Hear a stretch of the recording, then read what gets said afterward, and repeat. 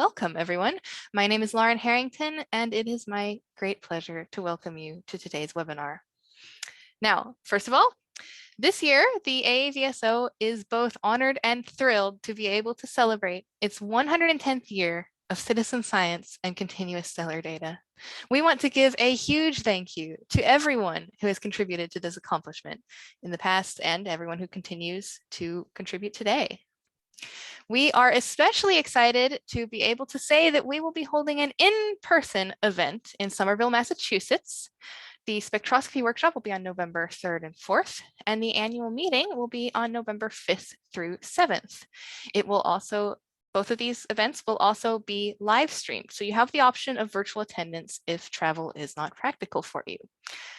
We really hope that you will consider joining us, whether that's in person or remotely. And if you are at all interested by these events, which you should be, please go ahead and take a picture of that URL on the screen so you don't lose it.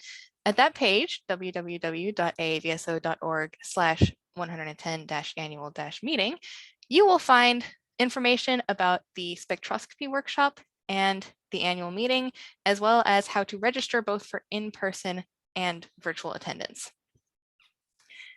Next up, let's do a short little Zoom tutorial. First of all, look down there at the bottom of your screen for the icon which says Q&A. Whenever you think of a question, you can just click on that Q&A icon, type in your question, and hit submit. You can submit your questions at any point during the presentation. Do not worry, because it will not interrupt the speaker. Next up, if at any point during the webinar you experience technical difficulties with your audio, we are unfortunately not able to help you from here. However, you can probably fix your audio yourself. All you need to do is click on the little up arrow icon, which is by the mute button, and then use the audio settings menu that appears. Also, we have automatic closed captioning enabled. If you would like to enable or disable the automatic closed captioning, just click on the little button down in your toolbar, which says CC. Also, please note that today's webinar is a very special kind of webinar. It is a how-to hour.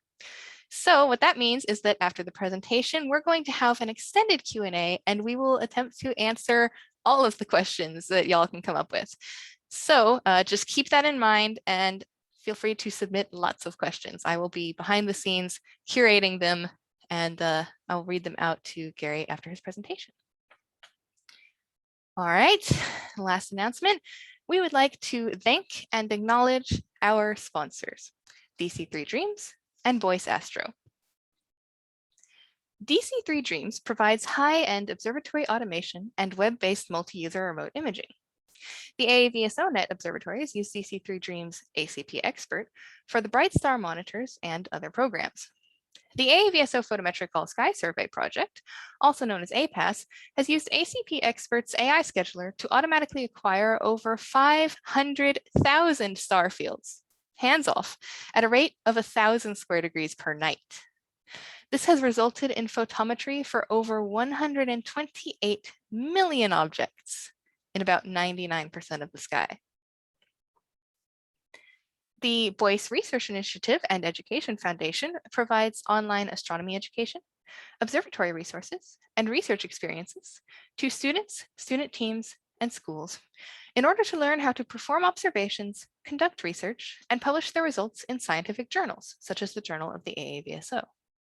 Please do check out their webpage to learn more about their work. All right, now I know that a lot of you are going to remember today's instructor from last month's how-to hour when he told us all about the basics of studying periodic phenomena. Gary Billings has been a serious amateur astronomer since the late 90s when he first started out doing asteroid astrometry. After discovering 5 different minor planets, he turned to variable star photometry in the year 2000. Nowadays, his focus is on timing the eclipses of binary stars, and he has a lot of valuable knowledge on the topic to share with us. So today, as a continuation to last month's how-to hour, which you can find on our YouTube channel if you need to catch up, he is going to take us on a deep dive into the nitty-gritty of eclipsing binaries and understanding that apparently mythical status of diagram, the O-C diagram. Ladies and gentlemen, I give you Gary Billings. Welcome, Gary. Thank you, Lauren. Your introductions are getting more and more embellished all the time. I'm feeling like a case of imposter syndrome coming on. And when I scroll through the list of people who are listening in, I'm equally daunted because there's people with vast observing experience and great knowledge of astrophysics and so on. So I hope I can get close to living up to that intro. So I'm going to go ahead and share my screen and start up my PowerPoint here.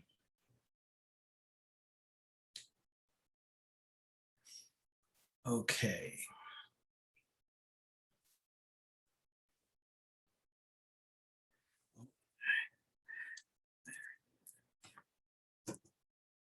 Minor hiccup here as I get back to the first slide.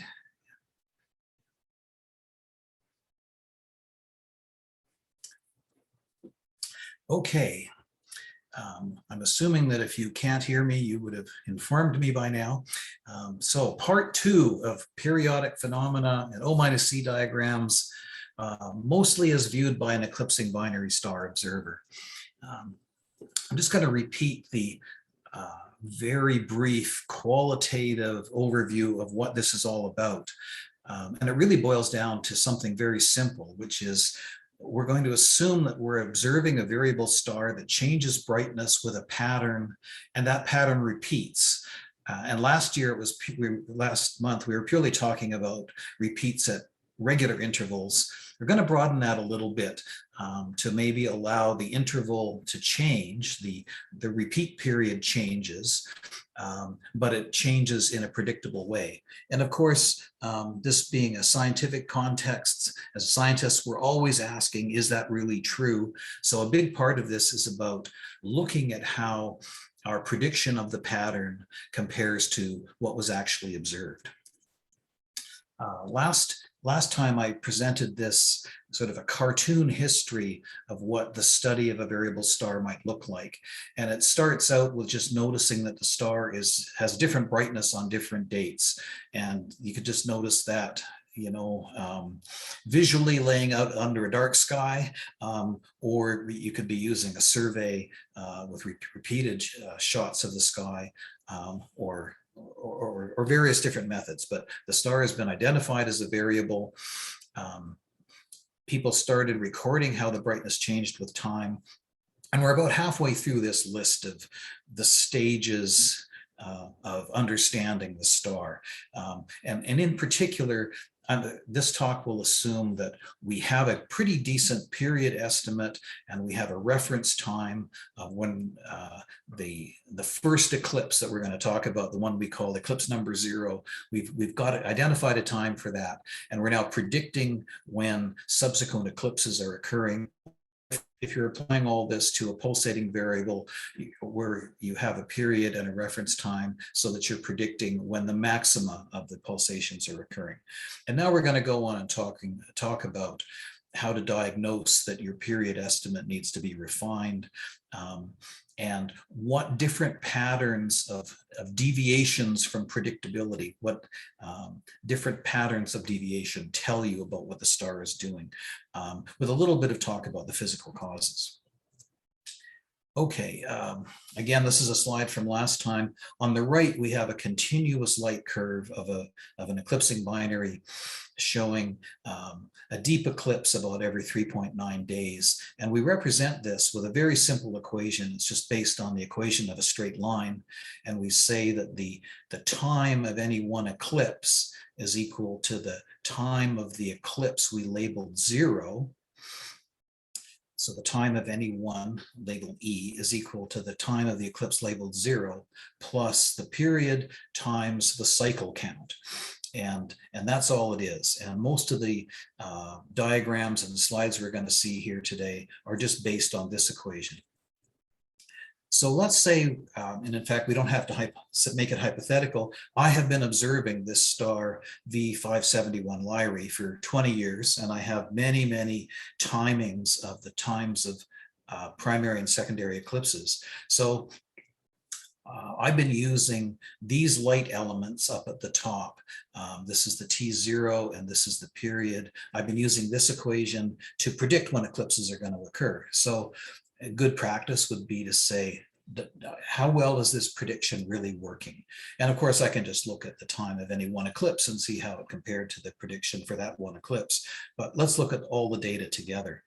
So I can just plot the observed times of the eclipses versus the predicted or the calculated times of the eclipses. And when I do that, we get a really tight fit. It really lies on a straight line. It looks like all is great. This system has constant period, and we know what it is to quite a high precision.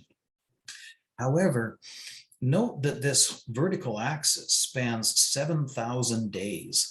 So maybe the observed times are actually deviating a bit and we just can't see them because of the scale of the graph. So let's do a little trick. And instead of plotting the observed versus the calculated, let's subtract the calculated from each observation and plot that against the calculated time or against the cycle count. When we do that, this same data transforms into this graph. And suddenly we see there's a really interesting pattern here. And if our predictions, if our calculated times perfectly matched the observed times, then what we should see is all the points should lie on the horizontal O minus C equals 0 line. And in fact, these being real observations, there'd be a bit of random scatter, but there'd be all the points would lie around this O minus C equals 0 horizontal line, and there'd be no detectable pattern. It would just look random. So clearly, this is telling us that there's something else going on. And what it means is the model we're using, and we give this simple equation. It is a model. The model is that the period is constant. So it's the most basic model. But clearly our model is failing to capture all the physics of the star system. So I'm just going to recap what an O minus C diagram usually looks like in the variable star context. Usually, all that's used is just a linear function of time. So we're plotting with a horizontal axis is cycle number. The vertical axis is the observed minus calculated, or you can think of it as the lateness of any one observation. So when you see an O minus C diagram in variable stars, generally this is what it means. Although sometimes we'll use a more complicated function than just the linear one. As a bit of an aside, O minus C is used in many fields besides variable stars. It's really just a basic concept of taking your observed minus predicted. Even within astronomy, it can be used for different things. And here's a graph from Sturkin's excellent introduction to the subject, where we're plotting the observed minus calculated declination of Uranus as a function of the date, and these are years, AD years, the date at which the observation was made. And once again, we're not just seeing a random scatter of points around declination error of 0. We're seeing some real structure, which says that the physical model, well, the mathematical model that was used to represent, to predict the position of Uranus didn't capture all the physics of the solar system. And in particular, it didn't capture the fact that Neptune exists. So these sorts of O minus C calculations were what led to the discovery of Neptune. But back to the kind of O minus C diagrams we're normally going to use. Here's an O minus C for the star DN Cas that I've just kind of randomly chosen. And I've gone to an online database that the Czech Astronomical Society maintains, where they, for pretty much every eclipsing binary I've ever wanted to look at, they have entered all the published times of minima that they can find into their database. And I can go to their access portal, type in the name of the star, and it will plot an O minus C diagram using the best available light elements, epoch and period, to make the predictions, and they subtract the observations from it. And there, voila, you have an O-C diagram. In addition, you can type in your own observation. That doesn't get stored in the database. It's just used for making a new plot. And so that's what I've done here. Although I can't remember from when I made this graph, this slide, this might be just a fake data point. But let's say I've observed DNCAS and I got this time of minima that I've entered into the input box, and it plots up on the O-C diagram as being a bit early, about 30 minutes early to the prediction that the system made using their light elements. So this is giving me feedback about my data. And if I got a point like this, given that the previous data was all explained fairly well using those light elements, my new data point is off by half an hour. Assuming I haven't made a mistake somewhere, this would be telling me that maybe I should get another observation and then maybe follow up in 6 months or a year, because perhaps this star is now doing something different and it's now using a different period. And we're going to talk more about that in the coming slides. Here's another example of O-C. In this case, these really are new times of minima that I've observed. V418 Dra is a star that, that's the GCVS ID that was assigned after Sebastian Otero discovered it using NSVS and TASS survey data. And he published that in OEJV 72. So what I like to do as an observer is I go looking for these stars that haven't had any observations since the original discovery, and I make a few observations with the intent of updating the period estimate.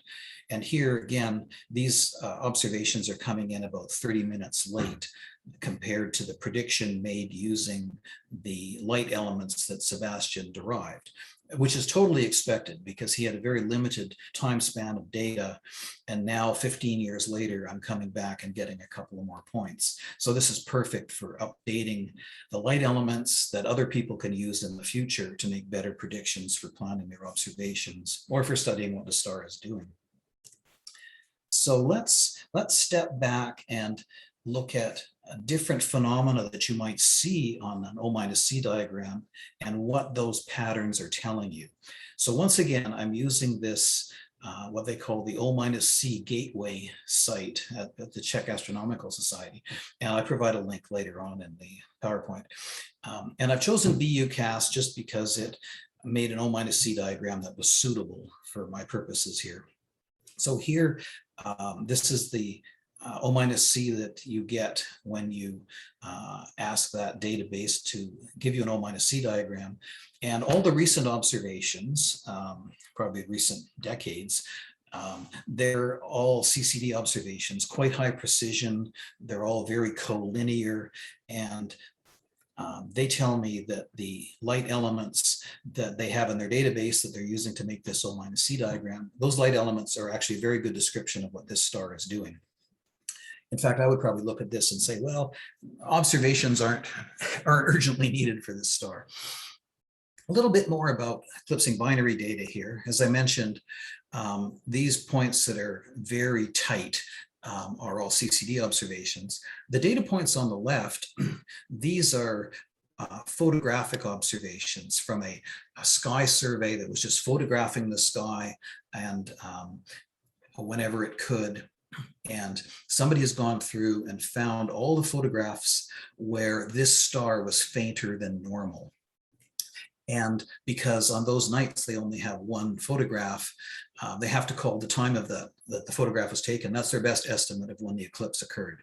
So obviously that's going to be it's going to have more measurement error than modern observations where we're intensely observing just this star and we're sampling it every few minutes through the eclipse. You would expect a scatter of on the order of hours with this type of photographic data, and that's what we see. So that's completely normal for data of that vintage.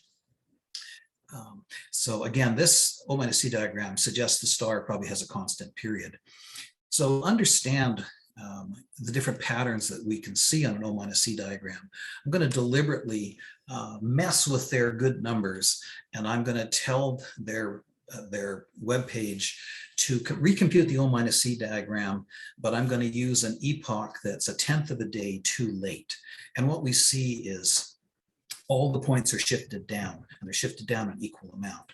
So when you see what looks like a good O-C diagram, that is data conforming to a horizontal line, but it's below or above the O-C equals 0 line, that means the epoch is incorrect.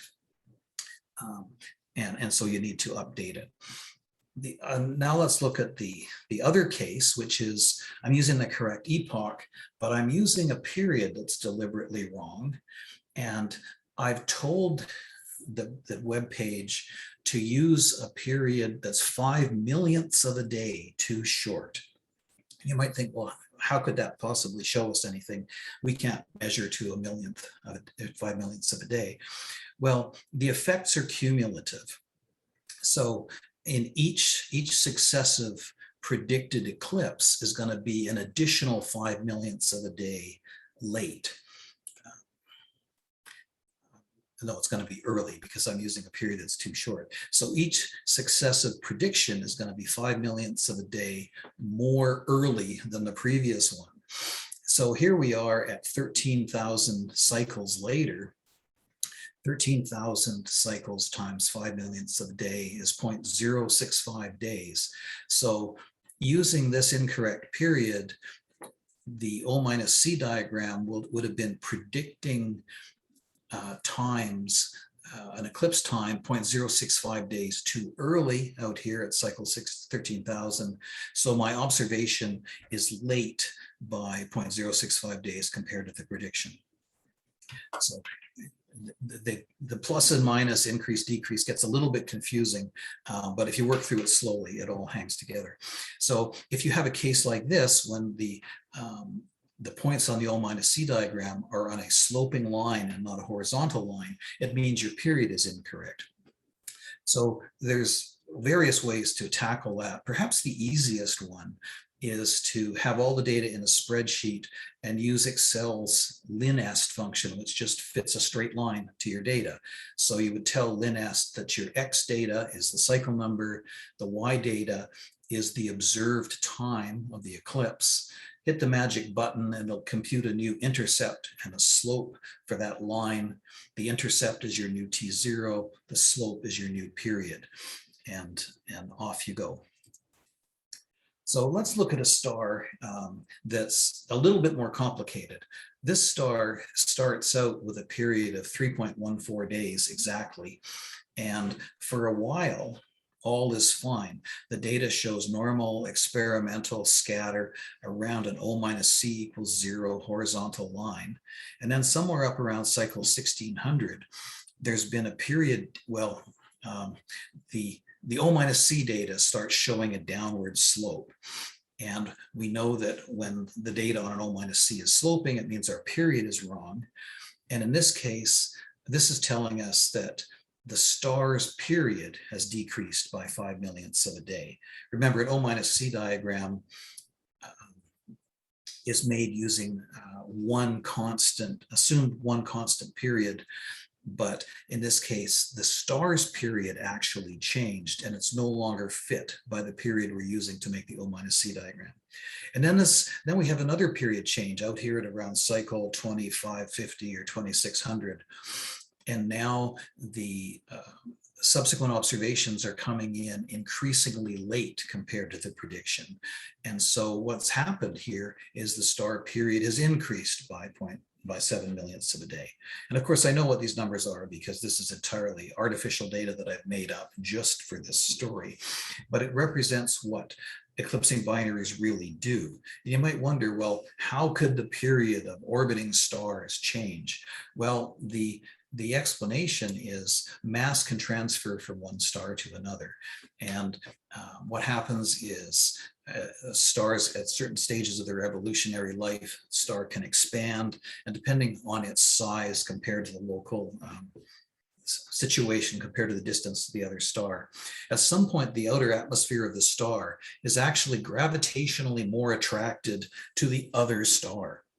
So some of that atmosphere will get sucked off from the first star over to the second star. And when you change the relative masses of the two stars, the system will then have a different period.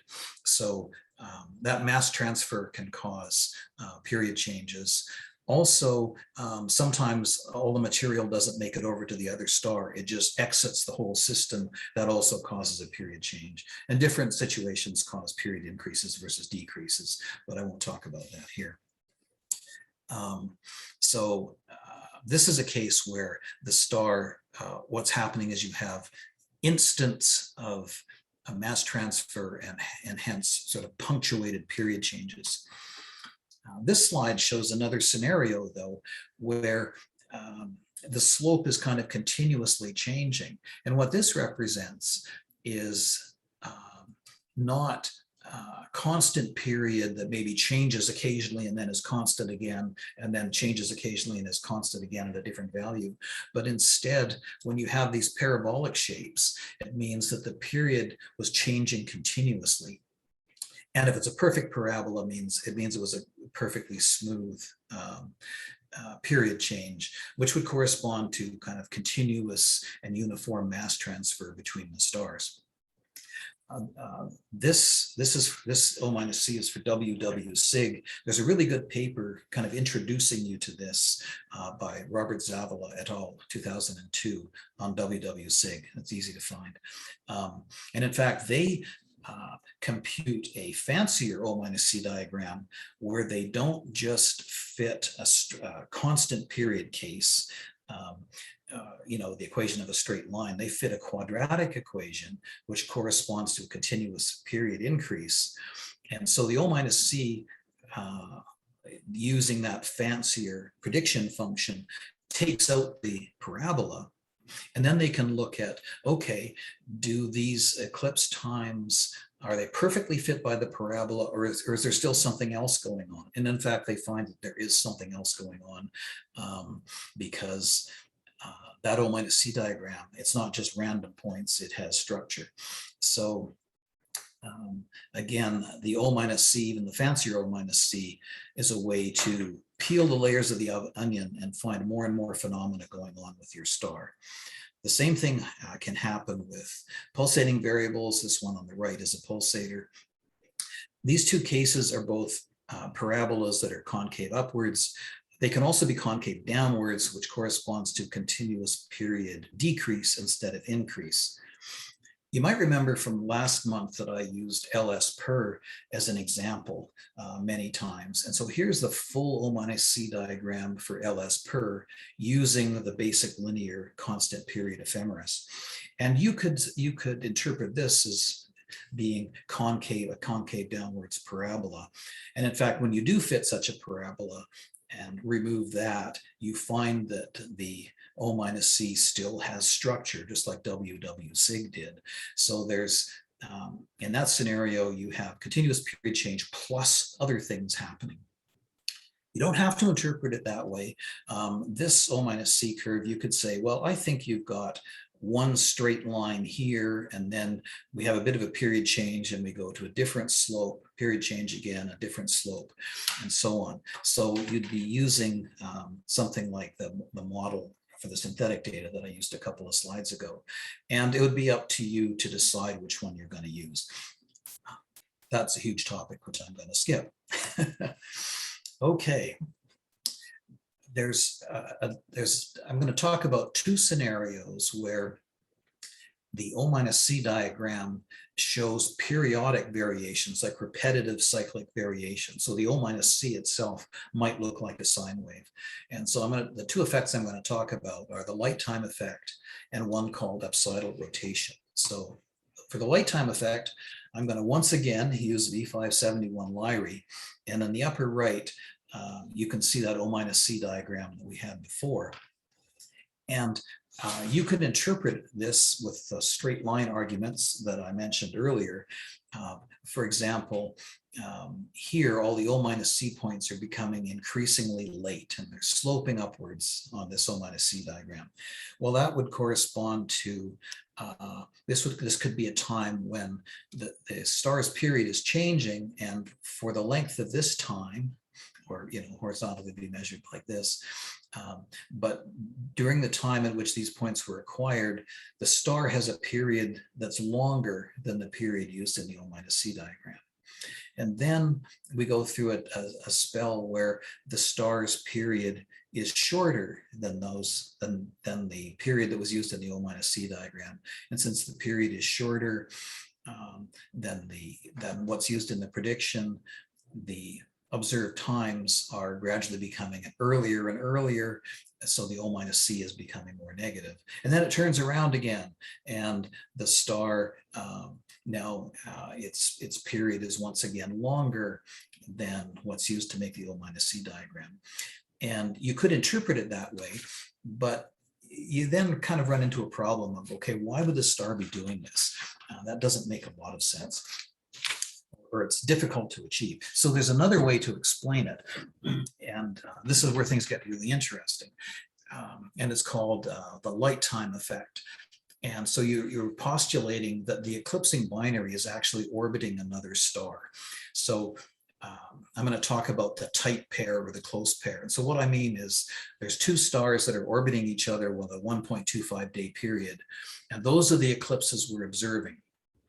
But those two stars, they're orbiting with a constant period.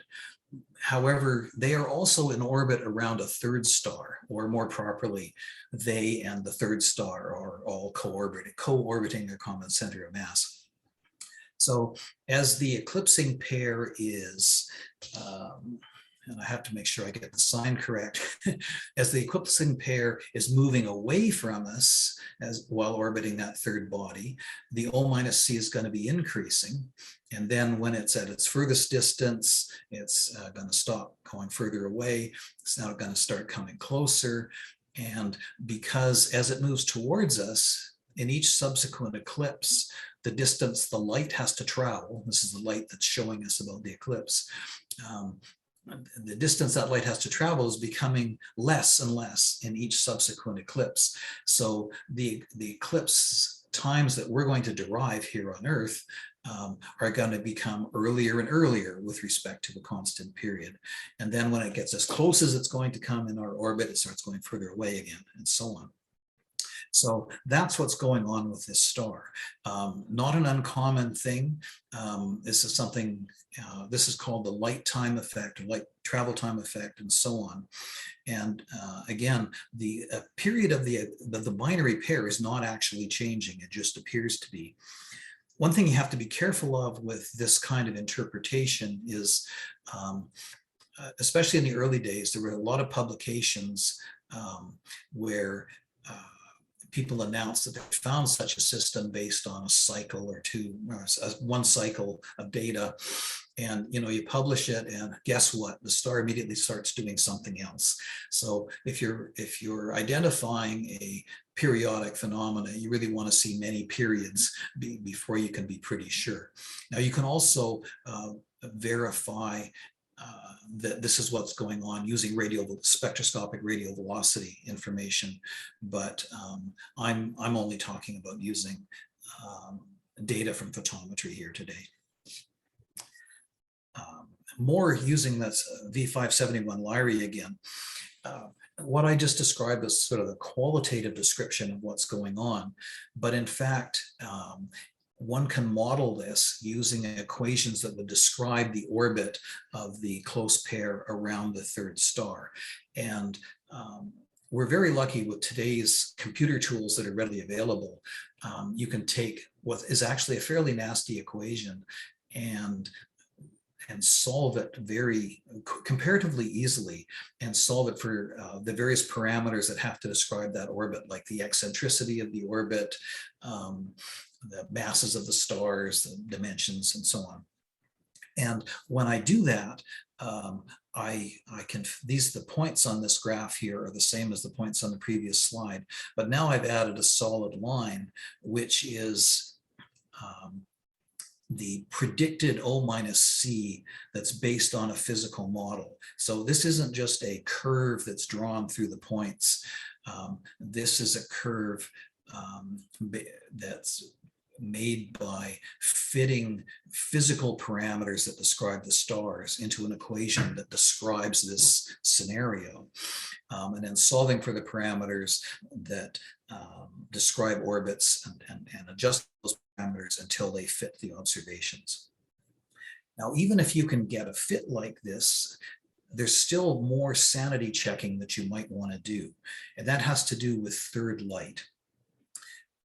When we observe an eclipsing binary, in the context that I'm referring to anyway, all we're seeing is a single point of light on our CCD images. And when that light gets dim, we know it's because one star is passing in front of the other, which is actually quite remarkable. I think that we're learning about such structure of a distant star system just by observing a point of light. But if there's a third star there, its light is also combined into that third light, into that one point of light. So let's just imagine that the mass that's computed to explain the O minus C diagram implies that that third star is really massive compared to the other two stars. So it's probably a lot brighter. And so the light of that single point is going to be completely dominated by the constant light from that third star. And the fact that the other two dimmer stars are sometimes eclipsing would hardly change the brightness of the system, the brightness that you're seeing from that single point of light. So if your solution implies that the third body must be really bright, but you're seeing deep eclipses, where deep means, say, half a magnitude or more, then you probably have a problem. So this kind of physical sanity checking actually comes up whenever you're trying to describe the astrophysics that would explain a light curve phenomenon. I didn't mention it earlier, but when you're talking about mass transfer and so on, the same kind of physical sanity checking applies. You can compute the mass that would have had to be transferred, or the mass transfer rate for a parabolic O minus C diagram, and those amounts of mass transfers and transfer rates have to be astrophysically reasonable. And I don't know those numbers offhand.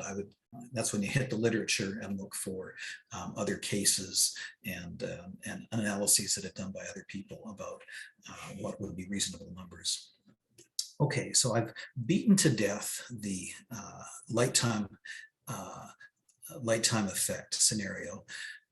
The final thing I want to talk about is a scenario where your two stars are in highly eccentric orbits. So instead of being in circular orbits around their common center of mass, they're in these highly elliptical orbits. And this is a cartoon. It's not a model based on solid physics. I've just drawn this to tell the story. So as usual on such diagrams, or as is common anyway, you, the observer, are in the plane of your screen, some hundreds of light years away off the bottom of your screen.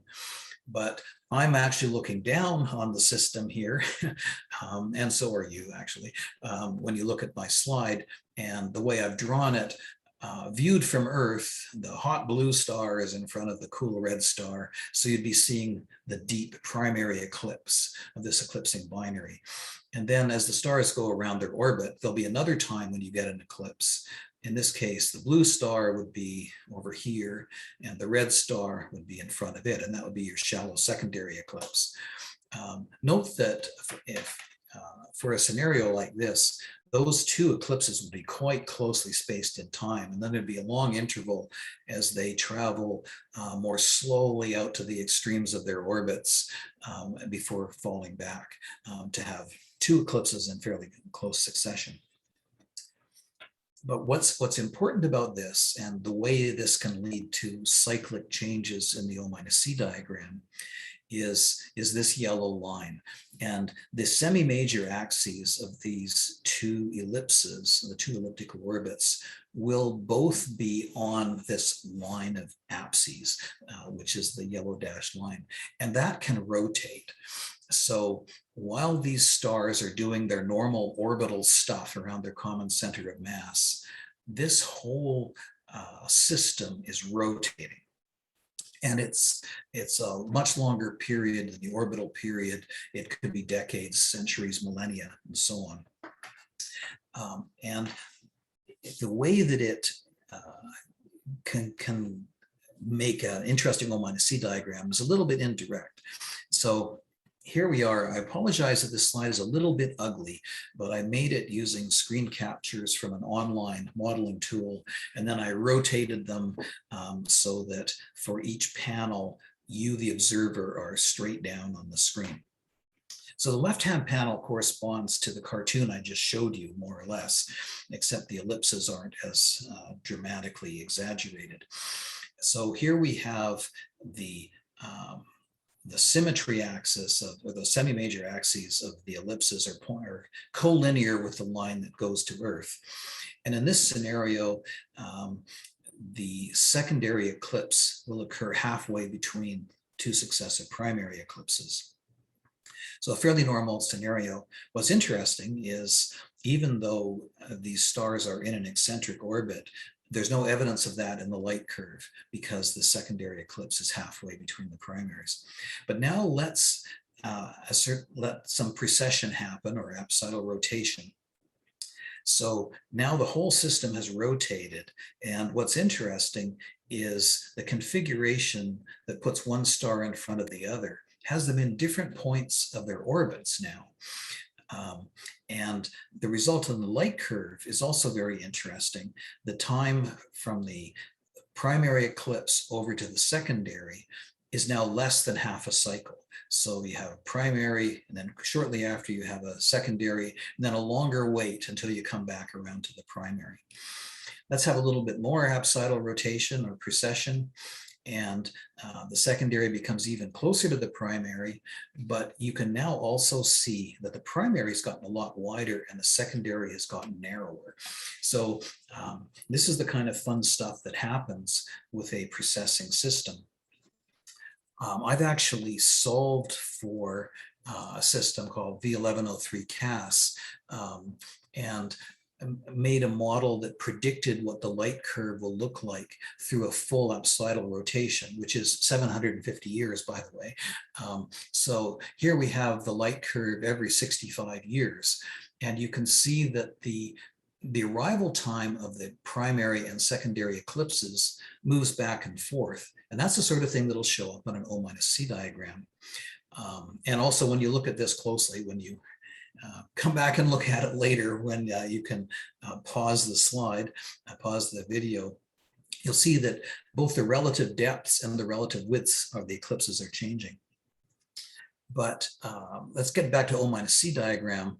Let's take these times of eclipses, and for this slide, the top panel, the solid line represents the 2018 scenario, and the 1999 scenario is the dashed line. So there's been quite a large change in the position of the secondary eclipse in 20 years. So let's make an O-C diagram, and I'll put O-C for both primary and secondary eclipses on the same slide. And this is what we get. So the crosses here are the actual observed times of eclipses, and the solid lines are the fitted and predicted O-C values going out 750 years. Now at this point, I hope some of you are frowning intensely saying, how can he predict 750 years into the future from 20 years worth of data? And first of all, I applaud you asking that question. One should be skeptical of such claims, but I'll just make a plausibility argument. I mean, I'm not claiming that the prediction is going to be perfect, but in terms of a plausibility argument, it's true we only have 20 years worth of actual observations, but we also have Kepler's laws of motion. So if no mass transfer occurs, and if the stars have spherically symmetric density distributions, and probably some other assumptions as well, then the orbits of those two stars are very predictable. And given the velocities and rates of change and precession rate that we have right now, that system has to evolve according to Kepler's laws. And that's ultimately what gives you this O minus C diagram. So what will really be interesting is observations out around the end of this century. That'll offer a lot of constraint. And once we get over to here around 80, 2400, then we're really going to be nailing it. So for our younger observers, something to aspire to. Okay, we're nearly to the end here, which is good because I'm nearly out of the time that Lauren will tolerate. So here's another star, also a system with precession. In this case, we have about 1.5 cycles of observations of both primary and secondary eclipses, and the precession period is fairly low. And so we can see that in such a case, the primary and secondary follow a quasi-sinusoidal curve and they're mirror images of each other. A thing to note is if for this system, the secondaries were so shallow that you couldn't observe them and you only had primary eclipse data, then this would look a lot like a light time effect, a third body system, and you'd have to look for other information to sort that out. Okay, I mentioned resources and references and so on.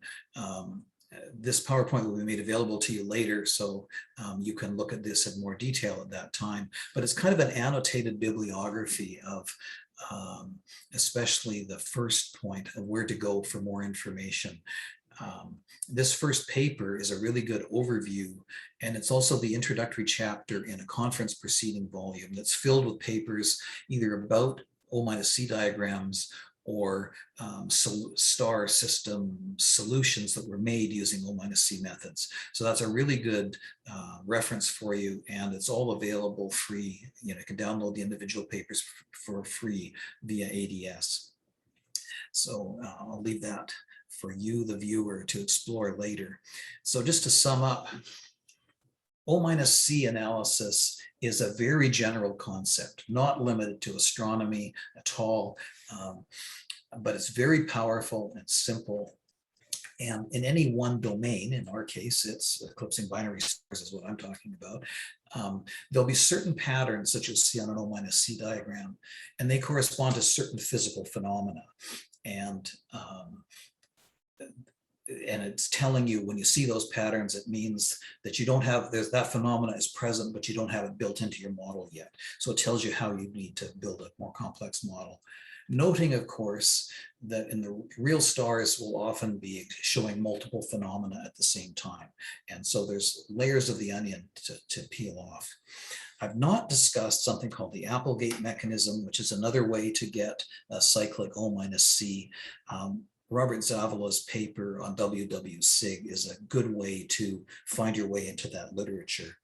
Also, sort of textbooks about O minus C will point out that for pulsator stars, especially where the period, where you have say a constant period, but a certain amount of randomness to it, so a little bit of jitter in the period, for sometimes for quite a long time, random period variations can sort of build up in one direction and mimic a systematic period change before they kind of correct themselves and go back. It's like if you're throwing dice, you can throw a 6 many times in a row, and it doesn't mean your dice is loaded. Sometimes random effects can look non-random for short periods of time. And whenever you get to the point of coming up with an astrophysical explanation for what you're seeing on an O minus C diagram, you should then do a physical sanity check. If you're invoking a mass transfer, is the amount of mass or the transfer rate, is that astrophysically possible? If it's third body,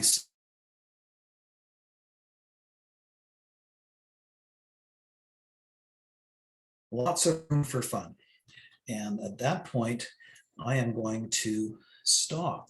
And of course, I'm happy to try to answer questions that you may have. Okay, thank you very much, Gary. That was really interesting. I had no idea personally that O-C diagrams were that sensitive when you were showing that example with the 5 millionths of a day period change. Yeah. Wow. Yeah. All right, let's take a look at our questions. The first question comes from America Watkins, who has asked, is there any available software out there for analyzing O-C data to obtain a system's parameters? I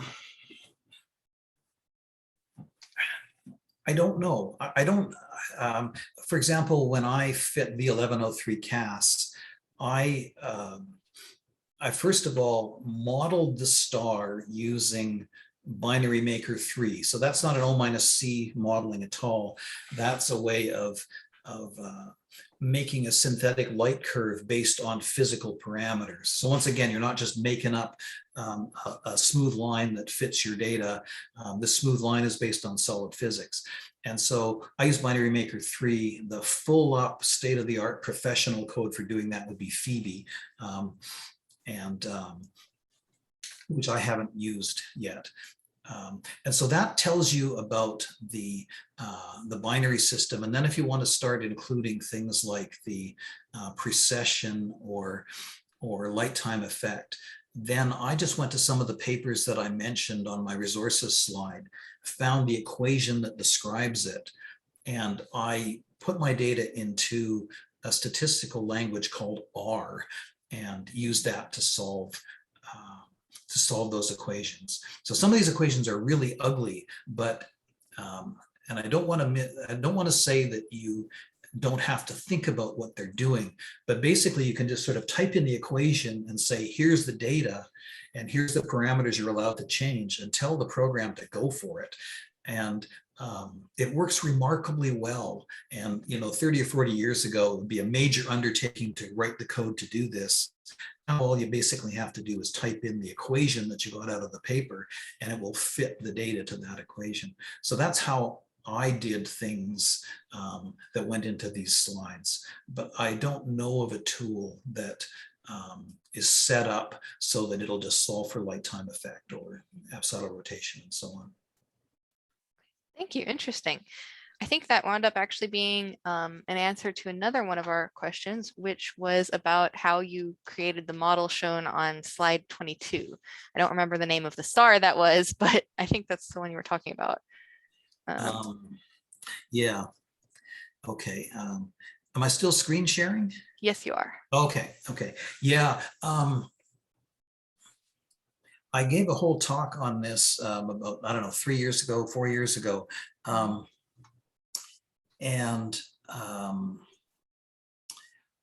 believe I used Binary Maker 3 after I'd solved for the period and a description of the orbit. And then I told it to use basically different amounts of rotation.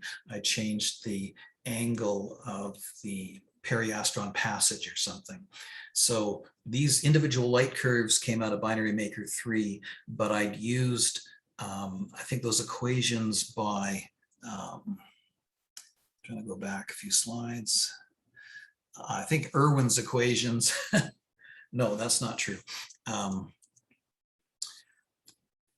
I solved the system in R and then went back to Binary Maker 3 and just told it to use different values of omega that would cause it to make a light curve as the whole system rotated. So I was using some pretty fancy tools, but still some manual steps. It wasn't just a one-shot deal. Okay, thank you. We had a couple of comments come in while you were giving that answer from Miloslav Zeja, apologies if I mispronounced your name, who said that they'd like to point out the Bav Lichtenecker Database, as well as software for O-C diagrams, which is available on the webpage of Alice Liakos, spelled Liakos. So Okay, I don't know about that second one. That might be quite interesting to people. If you can find a way to communicate what he's just entered there, so that people can access that information later, that would be really helpful. The Bav Lichtenecker Database is similar to that database at the Czech site.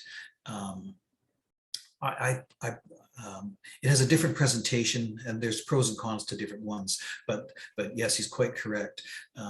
There's also another one at the Krakow Observatory, where they will offer up O-C diagrams, as well as prediction for many stars. It'll give you a prediction of when the next eclipses will occur for the next 10 eclipses or something, which can be useful for observation planning, but it works best if you already know the star that you want to observe. thank you. And Miloslav just provided the URL to that page, so I'm going to go ahead and drop that in the chat, and then anyone who's interested can take a look at it there. Great, thank you. There we go. That's now in the chat. All right. Thank you, Miloslav. Now, next question, while we're still on this topic, is from Mattis Kamenik, who has asked, so maybe there's no software for analyzing an O-C diagram, but is there any software that's made for constructing it, or must we all suffer with Excel? Well, frankly, I use Excel because it's cheap and easy and right here. And I also use that, the O-C gateway page that I showed many slides of, because you can enter your own data points there. And if you've entered the data points and told it to make a new O-C that includes your data, and then you bookmark that page, and I'm not using the correct computer lingo words for this, but the data you've entered is kind of appended to the URL. So it's in the bookmark. And if you go back to that page using that bookmark, you'll get back the plot that you made earlier with your own data points. So in some ways, I'm not using the slickest technology in the world, but that works very well for me. And of course, I can use something like R to plot the O-C diagram.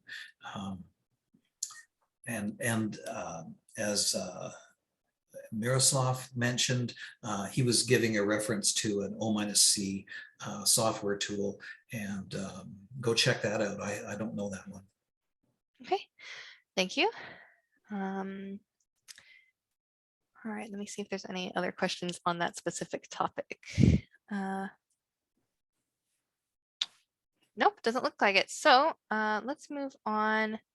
So Edward Wiley has asked if you can give more details on your diagram where the y-axis was equivalent to days. So I believe that would be the O versus C diagram. Oh, sure. The one that I was saying is not the diagram you should use. I think this is the one he's referring to, where the vertical axis is days and not O-C. Yeah, the vertical axis is just the observed time of minima, which is, a date plus a fraction of a day. Observed time of minima for each of these data points plotted against the predicted time of minimum for each of these data points.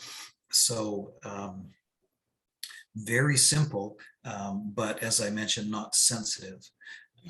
Perhaps I'm still missing something of his question, so I invite him to either post a supplemental question or contact me later. Thank you. All right, and next question from Mark Blackford. How do you calculate the cycle number? Well, I did talk about that last week, last month. I showed you how you can do it in Excel, where basically you just turn around the TE equals T naught plus P times E equation, and you plug in the TE, which is your observed time, and you then solve the equation for cycle number. And if your if your TE really did correspond to a primary eclipse, that cycle number should come out to be a number very close to a whole number, like 3725.01 or something, or 3724.98, in which case you would round it to 3725, and that would be your cycle number. And for a star like LS Per, that O minus C diagram goes back like 150 years. And some of those eclipse times are more than half a cycle away from where the prediction would be. So you kind of have to get in there and manually round to the correct cycle number to get the right answer. So yeah, look at my PowerPoint from last month, and there's, I'm trying to imagine it in my mind just now. Yeah, basically, it's as I described. You're just turning the equation around.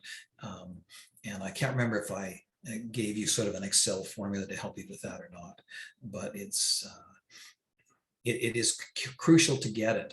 And if you're dealing with a star system that has a poorly defined period, and the period is really short, and there's been a long gap, so it hasn't been observed for thousands and thousands of cycles, you have to, it can be a bit tricky to get the correct cycle number. I haven't explored that a lot myself, but I know Sturken and other people mention it. And maybe the right thing to do is some trial and error to convince yourself you're on the right cycle number. Okay, thank you. All right, next question. I think this is quite related, and you may want to just skip it and say that that was answered, but Mark Blackford had asked, when the O minus C becomes too large, then the calculated cycle number can be off and can become wrong. How do you check whether this has happened? I don't have a succinct answer to that, except I would look at it and do a lot of thinking. Sorry, that's not a very cut and dried answer, but that's the best I can do right now. Okay. All right, thank you. Now, next question comes from Bill Weiss, who is asked, in general, how would you deal with sunspots and limb darkening in the analysis of a multi-star system? Well, I think I can legitimately just completely duck the question, because I really haven't done any light curve analysis here. Although I did kind of implicitly along the way, I mentioned that I used Binary Maker 3 to solve for those, to make those synthetic light curves for V1103 CAS. But for the third body system that I was looking at, we never looked at whether the eclipsing pair transits the third star. So we don't need to think about spots around the third star very much, except to the effect that they will be slightly modulating the supposedly constant light from the third star. I don't know that there are extreme cases where spots can dramatically change the brightness of a star, but for most eclipsing binaries, for the kind of situations I'm considering, you wouldn't normally consider it, and I haven't, so I can't offer any insight as to how to do it. Okay, thank you. So let's see. Our next question comes from Yogesh Chavan, who has asked if gravitational waves are the only way to explain the energy loss from a binary star system, or to explain energy loss from. No, they're not. And in fact, I don't think they're the explanation that you would use for most eclipsing binary stars. My recollection is long before LIGO and so on, there were arguments that gravitational waves were real because we were seeing spin down of a pulsar or change in the period of two rapidly orbiting neutron stars or something. But those are really extreme scenarios. And I don't think relativistic and gravitational wave effects are significant in eclipsing binaries. Yeah, there are papers, and I'd have to dig. It wouldn't take me long, but I know where I'd look, but I can't remember off the top of my head, where people were questioning whether there were general relativistic effects that might be affecting, I think, third body systems. And ultimately, I think they concluded that the third body systems weren't telling them there was anything wrong with general relativity. And I think for all the sorts of cases that I'm considering, the main way to lose energy from a system is to lose mass from the system, is to actually blow off some of the atmosphere, and it doesn't transfer to the other star, but it leaves the system completely. And that's sort of like losing energy. But I don't think gravitational waves are usually considered in this kind of context. But of course, I could be proven wrong, and I might, Googling this evening might inform me that I'm wrong, but I can't offer any more information. All right. Well, I'll tell you what, if you Google it this evening and find out that you're wrong, come back and give us another talk on the topic. Oh, no. I don't think I'd be qualified to give a talk on that subject anyways. Okay. So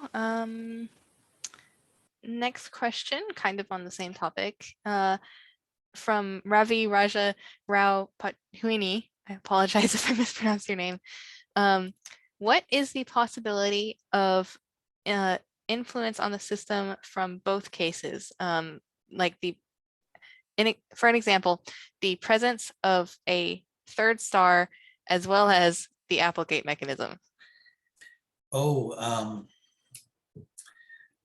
I thought he was going to ask about apsidal rotation, which is possible too. I would say it's inevitable that these things will be found.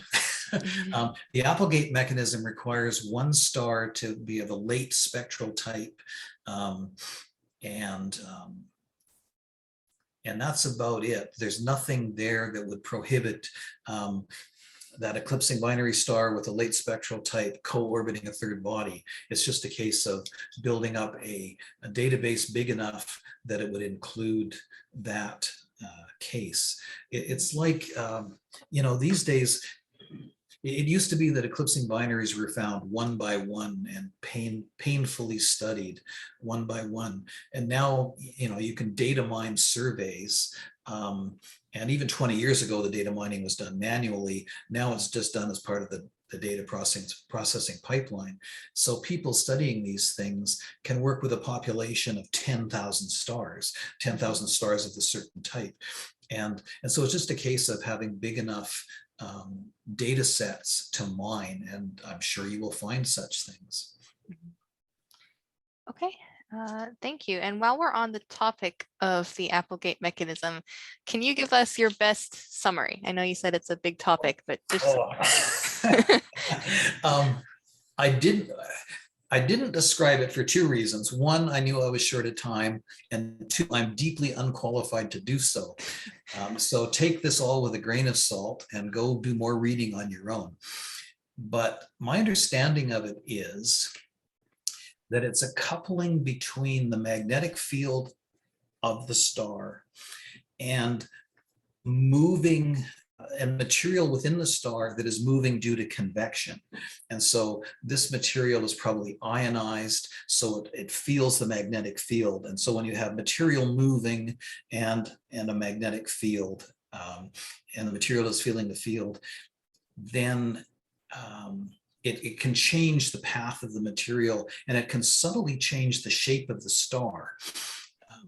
And as soon as you do anything to make a star not have a spherically symmetric mass distribution, then exterior to the star, gravity does not just fall over as 1 over r squared. It's slightly more complicated than that. To put that another way, as long as a star or any body is totally spherically symmetric, then it's equivalent to having all the mass at a point at its center.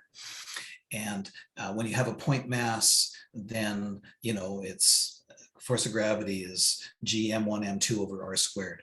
But as soon as it's not a point mass or not spherically symmetric, the gravitational field isn't as simple as that. And the reason I talk about that is because the second star, its orbit is determined by this gravitational field caused by the first star. So if the first star's gravitational field is now lumpy and not 1 over r squared, the orbit of the second star can be different. So the Applegate mechanism proposes that as this convective cycle goes on, there's some interaction with the magnetic field, and the shape of the star subtly distorts, and more consequentially, it's the quadrupole moment of the gravitational field changes, and that's what modulates the orbit of the other star. And I almost regret that this is recorded for YouTube, because this is way above my pay grade. But go to the Robert Zavala paper, and he refers to the Applegate mechanism. And there's lots of other places to get to it. You could just also search for the Applegate paper, 1990s something. He's at Columbia, and it's not an easy read. Mm-hmm. Okay, well, thank you. That makes sense to me. I appreciate you, coming up with a good way to explain it. Saved us all a difficult read, it sounds like. Well, we'll go take a look anyway. Now, real quick, we had another comment come in on the topic, way back when, of software for O-C analysis. America Watkins has given a URL to another piece of software, which he says is for O-C analysis. So I'm going to go ahead and drop that in the chat. Okay. I have a question. Once we've signed off, how do I get this information that's in the chat if I haven't recorded it? So it will be automatically recorded on my computer, so I can copy these links and publish them somewhere else. The one place I'm definitely going to put them for sure is in the Facebook post on our page where this is being live streamed right now. That will be saved for posterity for until Facebook dies at least. I'm going to be putting this in the comments there so that people who are watching there can access the links. And if you would like, I can arrange to have the links put with your slide deck when we upload your slide deck to the website. Sure, that's probably a good idea. Thank you. Yeah. Okay. Yeah, it's all up to you what you want for us to upload there. So, but I can send them to you first so you can take a look at the software and decide. Okay, we have several more questions have just come in. Let me take a quick scan through these and see which we should do next.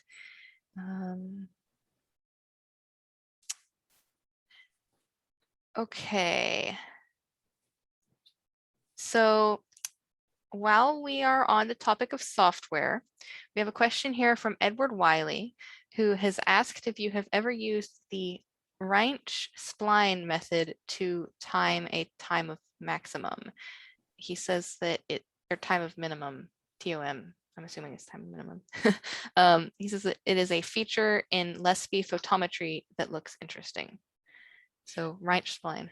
Okay, I haven't used it, and I think the author of Lesby photometry is online, so maybe he could comment, but I haven't used it, and I'm not familiar with that algorithm. One thing I would say, though, and I'm sorry, I don't know the algorithm, so maybe it doesn't have this problem, but when fitting a curve to the minimum of your light curve, we normally want to assume that the light curve is symmetric. And some algorithms, like some polynomial fits, don't make that assumption. And if you're not making the symmetric assumption, I think you need to think about that and whether that's good or not. You run into problems as soon as you have spots on the eclipsing pair. If those spots are distorting the brightness during the eclipse, then it raises questions about whether the time of minimum you derive from the eclipse light curve corresponds to this orbital conjunction, which is what we really want. We want Mhm. to know the time when those two stars are lined up with respect to Earth. And if the light curve is distorted, then the light curve minimum doesn't correspond to conjunction anymore. That makes sense. Okay, yeah, definitely something to look into. So next question, while we're talking about times of minimum, comes from Chuck Cinnamon, who has said that he has been performing EW type surveys. And something that he's noticed is that his observed time of minimum often differs from what VSX shows for the epoch. And he's also found that the secondary eclipse is sometimes deeper than the primary. So Chuck would like to know, what do you recommend as a way to validate this VSX data that he's seeing and potentially offer an update? Is this something he needs to write a paper about? What kind of analysis should he be doing? So you can. This is an interesting topic, and because maybe there is no published time of, or no published period better than what has been loaded into VSX, but that the original data for VSX could be quite old. The star could have had a period change since then, or that estimate could have been based on quite limited data. When I'm working on a star, I'll use the VSX predictions, which are, the VSX ephemeris, which is based on the light elements that are on the VSX page. But I will usually also go to the Krakow site or the Czech O-C gateway site and do a little bit of a survey because there's this problem. For example, at Krakow, they collect data and they routinely compute new elements, but those aren't necessarily loaded to other sites. They aren't necessarily loaded to VSX. And we're now getting into Sebastian's territory as the maintainer of VSX. And I don't know what policies are, what they should be, what's practical, and so on. But basically, if I'm observing a star, I do a little bit of research. What I often will do is I come up with a prediction. I will go to the O-C gateway site that I used so many times in my slide, and I will type the prediction into that site. So what I'm saying is, if I observe the star tonight and it comes in at this predicted time, how will that fit with the data that's already in this website database? And I will factor that into my observations, because very often the prediction from any one site might be based on quite incorrect elements. So again, I don't have a real laser focused solution to the problem, but that's my method for dealing with the problem. Okay, thank you. Well, you mentioned that this is Sebastian's area of expertise. He's in the audience right now, and he's submitted a comment saying that Chuck can send a revision into VSX. He says ASAS 3 epochs usually belong to min 2 instead of min 1. So I guess the secondary minimum. And Sebastian says, combine your data with survey data and submit a revision. So there you go. I'll add to that a little bit. Another thing that I often do now is I go to the Assassin website and I can type in the name of the star, and if for stars fainter than magnitude about 10.5, they have four years of observations in their public data set. And they will usually give you a phased light curve where their data processing pipeline has automatically extracted a period from their own data and identified the star against a common name if it's a known star, and give you a phased light curve as well as elements for that star. In some ways, it's good news and bad news. Any one data source can be incorrect, but there are other places to go to check your data. And if I'm observing a star, like I showed you V418 draw, where it hadn't been observed since Sebastian's discovery of that star, and hence, it's just sensible to realize that the prediction might be off. Now I will often go to the Assassin website and see what their data would give me for light elements, and I I use that as more recent data. Their light elements are still not going to give me an epoch that's as accurate as I will get when I do an intense time series through one nights of observations, but it's recent enough and good enough that it will completely eliminate the need for me to worry that I might observe all night and not catch an eclipse at all. It'll get me quite close. So again, use all the available data sources. Yeah, good advice. And that Assassin website is a good resource. So I do encourage people to go check that out too as potential. So yeah, good advice. All right. Next question comes from Ravi Raha Rao Potuni. And they asked, what could be the influence on a O-C diagram due to a substellar companion revolving around one of the components of the eclipsing binary? A planet, he means, or she means. Probably pretty small, just because the mass isn't enough to, well, there's two ways it could impact. I mean, one, you could be just into a normal exoplanet observing scenario where you could observe the transit of the exoplanet instead of the transit of a star. And so I defer you to the exoplanet observing session, who knows all about that.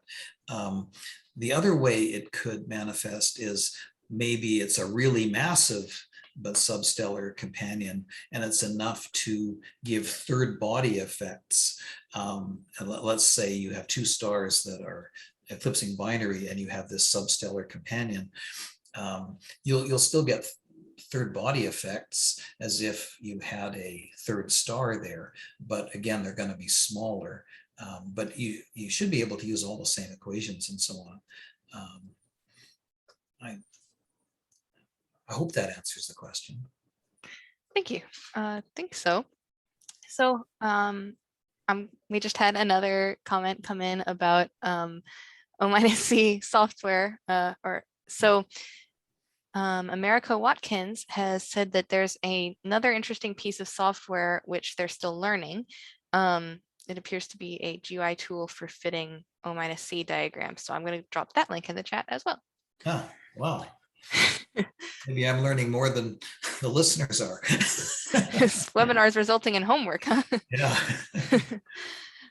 Okay. And while we're back to talking about O-C diagrams specifically, there was a comment that came in a while back from Miloslav Zedja, who said that in principle, we do not need O-C diagrams, and that the best way to analyze these systems is to use all available measurements. And there are papers about this, which were written by a professor, Mikulasek, Mikulasek.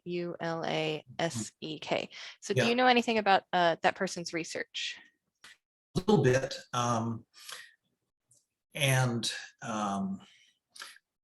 Yes, you can also use Phoebe to fit your light curves and period changes and everything else all in one go. And that may be the proper way to do things, but I think the learning curve is more difficult. And I don't know that those pieces of software. Doing it this way kind of nicely parcels things up. And for historical data where I don't have light curves, all I have is times and minima. This method of kind of splitting it into treating the eclipse times separately from the light curves, it can be a useful way to do it. But he is correct. And I've been told that Phoebe is another tool that can do all that.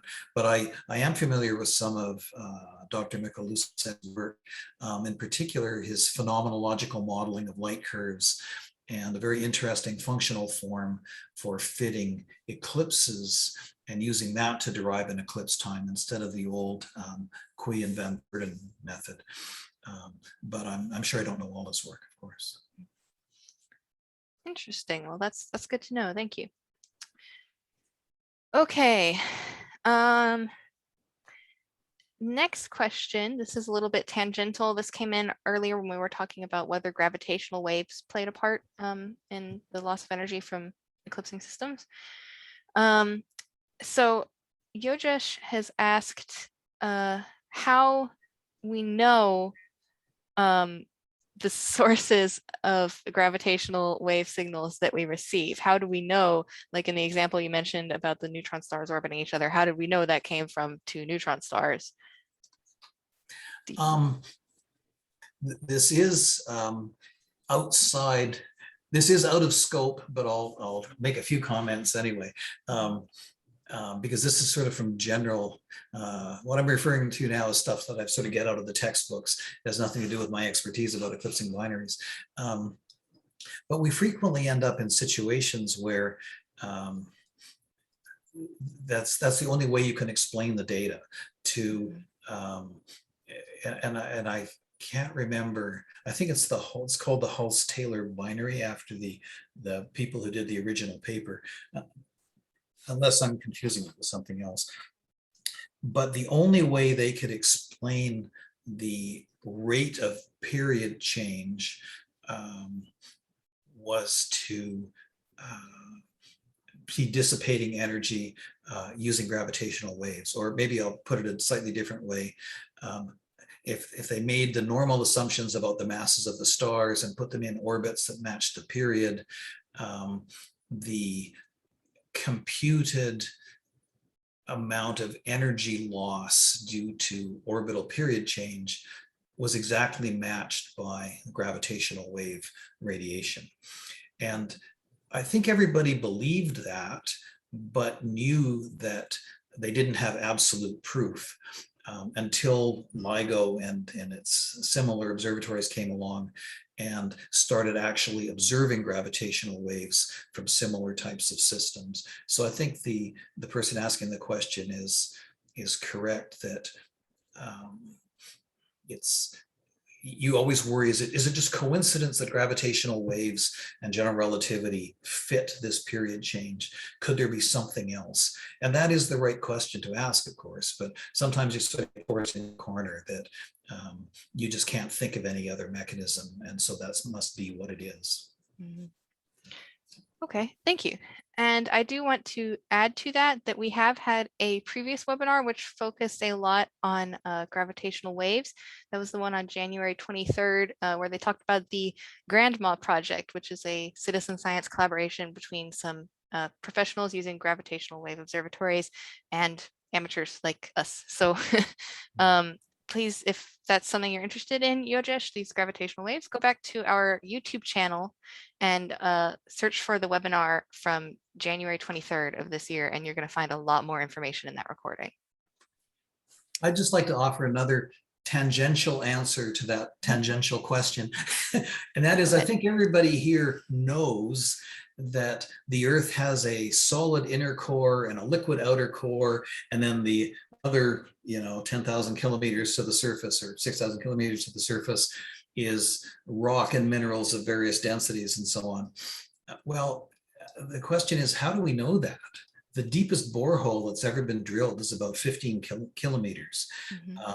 Well, the answer is through modeling.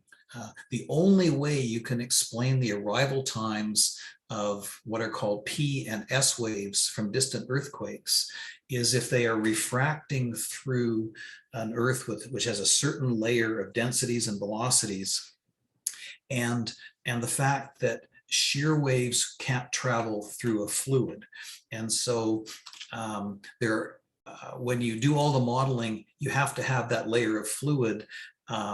Otherwise, you get shear waves coming in that just don't arrive. But because that layer at one point around the inner core is fluid, there's certain shear wave travel paths that you'll never observe. So this business of making models and then fitting them to observed data and using that to reveal the truth without actually going there to the center of the Earth or to a distant star, is extremely powerful. And it's one thing that makes astrophysics and geophysics different from a lot of other sciences, in that we're relying on remote and indirect measurements to validate models that provide us the observational information that we'd like to get but cannot get any other way. So it's it's interesting. It kind of breaks with the way we're taught that science usually works. That we just go out and observe things. But here, there's things that we can't observe, and we only know them through our models. Yeah. But, you know, you're constrained to fitting so many different things that at some point you say, well, there's no way I could come up with any other model that would explain all these phenomena. So that's my digression on that subject. I think that's an excellent example. Thank you for sharing the analogy, because I was just actually thinking about that the other day. I was trying to think if there's any other field that has something like astronomy's dark energy and dark matter, where we can't see it, we just see its effects. And then I thought, well, no one's ever dug that deep on Earth, so what about the geologists? So my previous life was in geophysics, so I'm pre-indoctrinated to believe in models, I guess. So. Well, that's cool. I'm glad we've got an expert here. All right, so we had a comment come in from Ravi Rajo Rao Patuni, who has given a link to a Python package which was developed for the purpose of fitting OC diagrams, O-C diagrams. So I'm going to go ahead and drop that in the chat just so everyone's aware. Well, I'm not promising to review all of these, so maybe we just want to publish these as offered solutions, and let the crowdsource an appraisal or something. I don't know. Mm-hmm.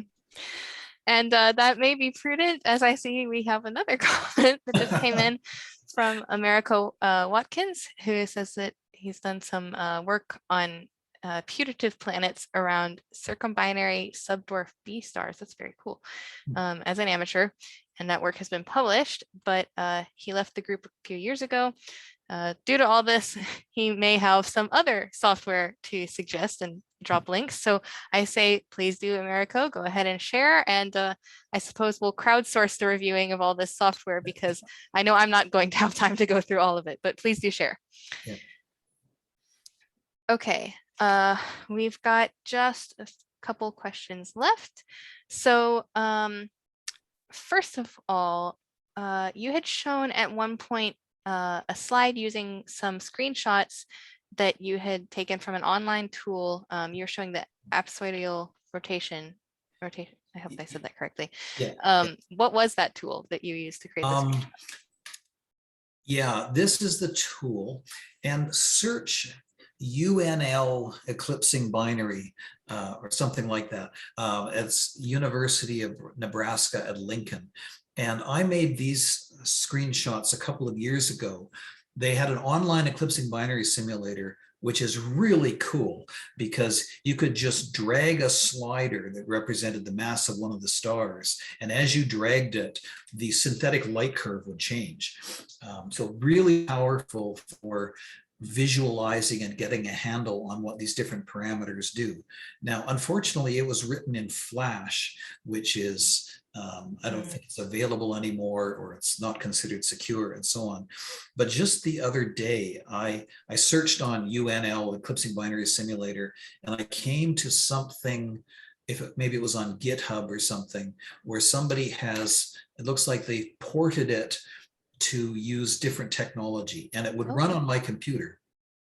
Excellent. So yeah, I found it the other day searching on UNL eclipsing binary simulator, and I encourage people to use it. It doesn't do as many, it's not nearly as general as even Binary Maker 3, and that's not as general as the full professional package called Phoebe, but it's very useful for increasing your understanding of what's going on with eclipsing binaries, because it's really easy to have misconceptions. You know, you might think that the width of eclipses depends on the size of the stars, when in fact it doesn't. It depends more on the shape of the orbits. And so you can explore all those things quite readily with that tool. So now I don't know. UNL. Yeah. I just went to this new version of it the other day, but haven't had a chance to use it. And I didn't remake my slides or anything using the new version. Okay. All right. Well, good to know. Thank you. So we've got 2 more questions left here. First of all, in your last webinar that you gave last month, you had mentioned that you were going to talk about Polaris this time and some of the changes that it's undergone. But I don't think I remember hearing that. Oh, okay. Yes, I took that slide out because you told me that I couldn't go on too long. But I did happen to include the slide at the end of my PowerPoint, just in case somebody happened to ask this question. Imagine that. Yeah. So this one is kind of fun because as we all know, Polaris is a Cepheid variable. So it's a pulsating variable. And this is an O-C diagram of the pulsations. And so people, first of all, getting the times of maxima for a low amplitude pulsator is not such an easy thing, because you can't just get a little bit of data from one night and pick the maximum. I think you have to accumulate a fair bit of data and then fit this low amplitude sinusoid to it. And then from the fit, you derive a time for the max. But anyway, that's been done over quite a long time span. And you get this concave upwards parabolic O-C diagram, meaning you have continuous period increase of this star. And the fits say that it's an increase rate of about 4.4 seconds per year, which is quite a bit. But that's not all. About 1960, there was a glitch where suddenly the pulsation, the time of max of the pulsations jumped. And they all started coming in a bit early. So that's why there's this jump discontinuity in the O-C curve. So what must have happened was, for perhaps a couple of years, the pulsations must have been going extra fast. Oops, I just lost my screen. I think, oh, I know what's wrong. I must have advanced the slide from the, there we are. So for a couple of years, pulsations must have been going extra fast, and then it reverted to its previous behavior. So that put us onto this second leg of the O-C diagram. So somebody had asked a question in the last talk that, and I remember saying that I was going to include this slide in this talk because it demonstrates more of the kind of O-C behavior you can get of a pulsating star, but also this bizarre phenomenon of this glitch. So even a star that you think is well understood can do surprising things. And this is a page from a PhD thesis of Scott Engel, who I believe is now a prof at Villanova. And you can find it online, page 57. So. Okay, page 57. Thank you. And do you happen to know if there are any theories for why there was this glitch in Polaris's pulsations? I don't know the answer to that. Okay. You need to talk to people who are experts in how Cepheids and pulsating stars work in their internals. And it's another one of those things that's above my pay grade. Okay. And I think that this will be our last question. So is there a certain, like, one resource above all others that you would want to direct someone to?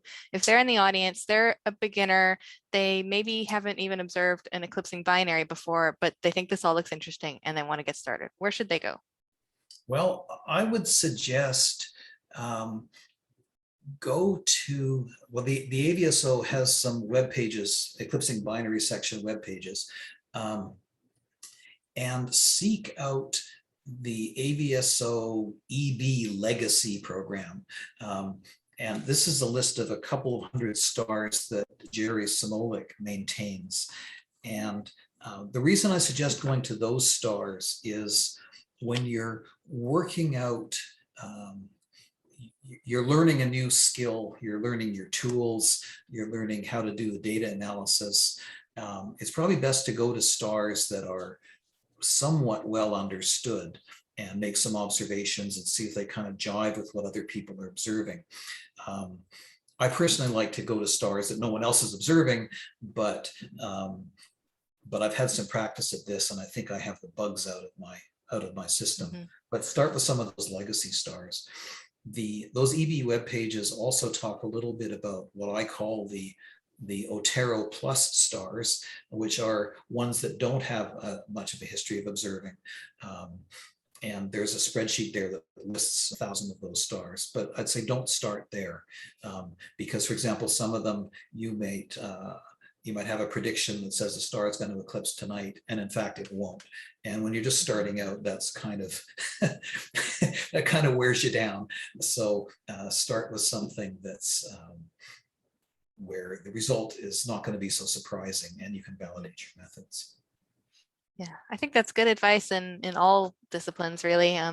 We had a presenter just last week who stressed that point over and over, that he was presenting on spectroscopy. He said, set it up, test it inside, and then start on some easy stars. Don't just go straight for what you eventually want to do science on. So sounds like you're giving the same advice. Yeah, when I started in serious amateur astronomy, or whatever you want to call it, I guess they now call this citizen science. I was inspired by an article in Sky and Telescope that said, you can do asteroid astrometry, and the professional community wants your measurements of the positions of asteroids. And it was a really great paper because it said, with the new CCD cameras that you can now buy, you can do this. And one of the steps was to convince the Minor Planet Center that you can produce good data before they would start accepting your data on asteroids. And so they insisted, well, to submit data to them, they have to give you an observatory code, which is kind of like your user ID. And to get that, what you had to do was submit astrometry on an asteroid whose orbit is known extremely well, and they would use that to assess the quality of your observations. So it's good advice, I think. Yeah, I agree. And it looks like that's it for all of the questions that we have. So I'm going to go ahead and start the closing announcements. Let me go ahead and put the screen share up. Okay, there's our end card. And now the most important announcement above all else, which is that I would like to extend a huge thank you to you, Gary, for sharing your time and knowledge with us today. You're all welcome. Thank you for your interest, and thank you for your very professional job of hosting, Lauren. You're welcome. That's my job. And I would also like to thank again our sponsors before we close out here. Our sponsors are DC3 Dreams and Voice Astro. DC3 Dreams provides high-end observatory automation and web-based multi-user remote imaging. The AAVSO Net Observatories use DC3 Dreams ACP Expert for the Bright Star monitors and other programs. The AAVSO Photometric All-Sky Survey project, also known as APAS, has used ACP Expert's AI scheduler to automatically acquire over 500,000 star fields, hands-off, at a rate of 1,000 square degrees per night. This has resulted in photometry for over 128 million objects in about 99% of the sky. The Boyce Research Initiative and Education Foundation provides online astronomy education, observatory resources, and research experiences to students, student teams, and schools in order to learn how to perform observations, conduct research, and publish their results in scientific journals, such as the Journal of the AAVSO. Now, fortunately for all of us, today's how-to hour has been recorded, so you will be able to go back and reference all of this important information that Gary has just shared with us. Before too long, it will be uploaded to our YouTube channel, where it will join an ever-growing library of educational videos just like this one. So go check out our YouTube channel, and while you're there, please consider subscribing. It only takes a single click, and by doing so, you will actually be helping the AAVSO to increase its educational reach. Every subscriber makes YouTube more likely to suggest our videos to others. That's just one more way that you can help support the AAVSO. Speaking of support, this webinar series is being supported by you, the viewer. So please, if you're not a member, join the AAVSO. It's a great value, I promise. AAVSO membership comes with a lot of benefits, including access to our mentorship program, where we have people who can help you learn how to observe eclipsing binaries for yourself. And we also have a remote telescope network available to our members. That network, as you probably heard at one of our recent webinars, is soon going to have spectrographic capabilities. So it's just one more reason to sign up. And as always, we would be very grateful if you would consider donating to the AAVSO. Every donation matters and goes towards making programs like this one come to life.